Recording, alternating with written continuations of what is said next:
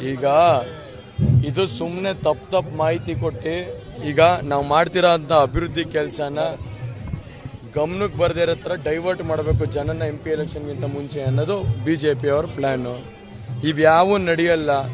ಜನ ಸೂಕ್ಷ್ಮತೆಯಿಂದ ಗಮನಿಸ್ತಿದ್ದಾರೆ. ಖಂಡಿತವಾಗ್ಲೂ ನಾನು ಹೇಳೋದಕ್ಕೆ ಇಷ್ಟಪಡ್ತೀನಿ, MP ಎಲೆಕ್ಷನಲ್ಲಿ Congress led with JDS, Congress government ಮತ್ತು JDS ಗೌರ್ಮೆಂಟ್ ಏನು ಇವತ್ತು ನಡೆಸ್ತಾ ಇದೆ ಕೊಯ್ಲಿಷನ್ನು, ಖಂಡಿತವಾಗ್ಲೂ 25 ಸೀಟ್ ನಾವು ಗೆಲ್ಲೋದಕ್ಕೆ ನಾವು ಖಂಡಿತವಾಗ್ಲೂ ಮಾಡ್ತೀವಿ ಅಂತ ಹೇಳಿದ್ರು. ಸರ್ ನೋಡಿ ಸರ್, ಅದು ಅವರ ಸಂಸ್ಕೃತಿ. ಏನಿದೇನು ಮೊದಲನೇ ಬಾರಿ ಮಾಡ್ತಿದ್ದಾರಾ? ಇದನ್ನ ಮೊದಲಿಂದನೂ ಮಾಡ್ಕೊಂಡ್ಬಂದಿದ್ದಾರೆ, 2008ರಿಂದನೂ ಮಾಡ್ಕೊಂಡ್ಬಂದಿದ್ದಾರೆ. ಈ ಸಂಸ್ಕೃತಿಗೆ ನಾವು ಯಾವತ್ತೂ ಒಳಗಾಗಲ್ಲ ಅನ್ನೋದು ನಾನು ಹೇಳೋದಕ್ಕೆ ಇಷ್ಟಪಡ್ತೀನಿ. ನಮ್ಮ ಶಾಸಕರಿರ್ಬೋದು ಇಲ್ಲ ಕಾಂಗ್ರೆಸ್ ಶಾಸಕರಿರ್ಬೋದು ಭದ್ರತೆಯಲ್ಲಿ ಪಕ್ಷದ ಅಭಿಮಾನದ ಮೇಲಿದ್ದಾರೆ. ಖಂಡಿತವಾಗ್ಲೂ ಇದು ಯಾವುದು ಕೂಡ ಇದನ್ನ ಗಮನಕ್ಕೆ ತಗೊಳ್ಳೋದು ಬೇಕಾಗಿಲ್ಲ.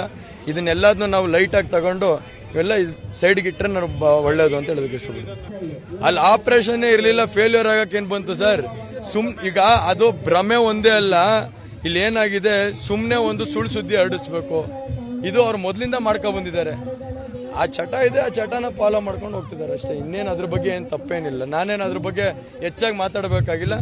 ಆದರೆ ದಯವಿಟ್ಟು ಹೇಳ್ತೀನಿ, ರಾಜ್ಯದ ಜನತೆ ಇವತ್ತು ಇದನ್ನೆಲ್ಲ ನೋಡಬೇಕಾಗತ್ತೆ. ಇವತ್ತು ಕುಮಾರಣ್ಣ ಏನಾದ್ರು ತಪ್ಪು ಮಾಡಿದಾರಾ? ಇವತ್ತು ಯಾವ್ದಾದ್ರು ಭ್ರಷ್ಟಾಚಾರ ನಡೀತಾ ಇದೆಯಾ ಸರ್ಕಾರದಲ್ಲಿ? ಇಲ್ಲ ಏನಾದ್ರು ತಪ್ಪು ಕೆಲಸ ಮಾಡಿದೀವ? ಏನು ಮಾಡ್ದೇನೆ ಈ ಸರ್ಕಾರ ಬೀಳಿಸ್ಬೇಕು ಅಂದ್ರೆ ರಾಜ್ಯದ ಜನತೆ ನೋಡ್ತಾ ಇಲ್ವಾ? ಇವತ್ತು ರಾಜ್ಯದ ಜನತೆ ಇವತ್ತು ಸೂಕ್ಷ್ಮತೆಯಲ್ಲಿ ಗಮನಿಸ್ತಾ ಇದ್ದಾರೆ.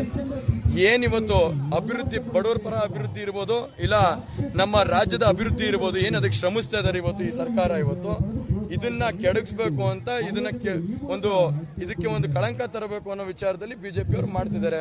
ಇದಕ್ಕೆ ಯಾವುದೇ ಕಾರಣಕ್ಕೂ ಅವಕಾಶ ಸಿಗಲ್ಲ, ಇದಕ್ಕೆ ಯಾವುದೇ ಕಾರಣಕ್ಕೂ ಧ್ವನಿನೂ ಸಿಗಲ್ಲ ಎಲ್ಲಿಂದನೂ ಅಂತ ಹೇಳೋದಕ್ಕೆ